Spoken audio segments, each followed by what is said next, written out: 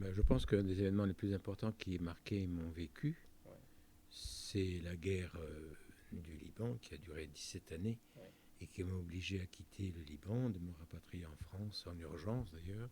ouais. Un pays que j'ai quitté sous les bombes. On a pris le dernier avion avec femme et enfants. Enfin, c'était assez violent comme départ, à telle enseigne qu'arrivé ici, j'ai voulu déposer ma femme et mes enfants en sécurité, espérant que cette guerre ne durerait que peu de temps et qu'au bout de quelques mois, je pourrais les ramener à Beyrouth. Et moi, je suis rentré. Je les ai laissés ici. Je suis rentré à Beyrouth pour essayer de reprendre mon travail là-bas. Et puis les choses allant de mal en pis, et je suis revenu les voir avec ce fois. Et voilà, il m'a fallu 3 ans entre 1975 et 1978 pour prendre une décision d'exil Hmm, définitif. définitif. Et c'est ce qui fait d'ailleurs en 78, j'ai fait le pas définitif de m'installer à Mulhouse après 3 ans d'atermoiement, de réflexion, d'aller, de venue, de grands questionnements sur l'avenir, le mien, celui de ma famille, celui de mes enfants. Et voilà. Donc s'il y a un événement qui aujourd'hui a marqué grandement mon vécu, c'est bien cette guerre et un exil violent, contraint et forcé. Hmm. Tu avais quel âge quand tu... J'avais car quand je me suis installé définitivement à Mulhouse, c'était donc à 478, donc j'avais 42 ans. D'accord. 42 ans, oui. Et tes enfants ont un souvenir encore très présent Bien sûr, cette... parce que l'un avait 12 ans et Ah oui. l'autre 10 ans, et Ouais, quelque part, ils ont souvenir de leur naissance, puisqu'ils sont nés là-bas, ils ont vécu ouais. là-bas quand même 10 ans et 12 ans. Hmm, Ils ont encore un souvenir très, très précis d'avant, hmm, dont ils ont gardé, je pense, heureusement quelques traces, ne serait-ce qu'un peu de langue bien sûr. et un peu d'orientalisme dans leur ADN. Hmm, Et puis voilà. Mais ce sont des étapes, ce sont des parcours, ce sont des ruptures qui, on a beau retrouver sa place, construire autre chose, réussir quelque part aussi autrement, ce sont des ruptures qui laissent des cicatrices bien sûr, indélébiles. c'est sûr. Et est-ce qu'il y a eu un événement, quelque chose qui vraiment t'a dit, enfin tu t'es dit, voilà, je peux plus rester ici, vraiment, là, c'est plus possible, certes la sécurité, mais est-ce qu'il y a eu vraiment un déclencheur qui t'a dit que non, il faut Le quitter? déclencheur, c'était mon fils qui avait 12 ans à l'époque. Moi, j'étais à Beyrouth. La guerre avait déjà commencé. C'était dans la montagne, eux. Hmm, Et puis, mon épouse m'a téléphoné à mon cabinet pour me dire que mon fils voulait s'engager dans les milices ah oui, chrétiennes, pour aller faire la guerre. hmm, Ça a été, je lui ai dit non, rendez-vous dans 48 heures à l'aéroport. hmm, Et il fallait 48 heures pour arriver à l'aéroport, tellement on passait entre les bombes, les rues, les cadavres, les quartiers difficiles, hmm, etc. Donc ça, c'était un élément déclencheur.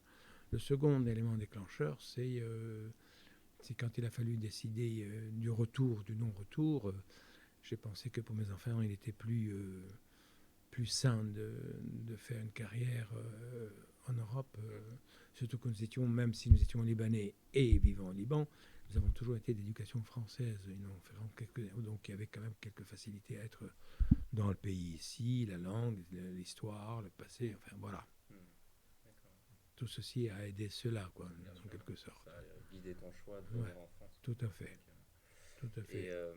tu es retourné au Liban depuis? Oui, je suis retourné depuis plusieurs fois, puisque j'ai amené l'équipe du théâtre Pocherel par 5 fois. Je jouais là-bas. On a même joué au Festival international de Bétédine. On a joué 5 spectacles là-bas qui ont toujours été très heureux. Dès que la guerre est finie, Hmm, a fini en 92, le théâtre où je travaillais là-bas m'ont téléphoné pour me dire nous inaugurons dans 3 mois le nouveau théâtre après la guerre. Est-ce qu'on voudrait que tu viennes participer ouais, avec un spectacle à l'inauguration du nouveau théâtre, ce que j'ai fait avec 20 personnes. C'était une expérience fabuleuse sur le plan humain ouais, surtout, pour retrouver tout ce monde-là. Si, je suis retourné. Je suis même retourné plusieurs fois après. J'ai même été en 2006 répondre à une demande de personnes qui voulaient construire un centre culturel là-bas et m'en donner la charge, la responsabilité. Donc j'ai même failli revenir au Liban, m'y installer pour répondre à la demande de cette direction d'un centre culturel qui devait voir le jour. ouais, Puis j'ai passé quelques mois et puis je me suis rendu compte quand même que le clivage avait été trop important au bout de plus de 20 ans de coupure, alors que je revendique mon histoire, Bien mon sûr. passé, mon origine.